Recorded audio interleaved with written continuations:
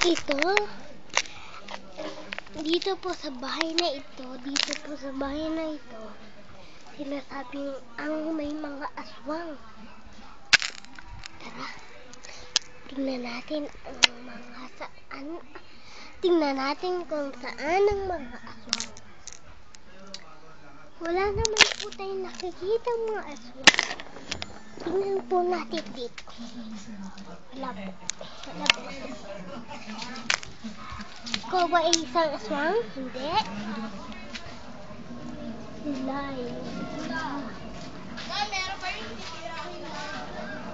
Wala na. Sabi ko po sa inyo, walang mga aswang. At hindi totoo ito. Wala pong kwento sa likod ng mga aswang. Please pray po. Actually, ipinanganak ako sa Olongapo. Ito na ulit po ako.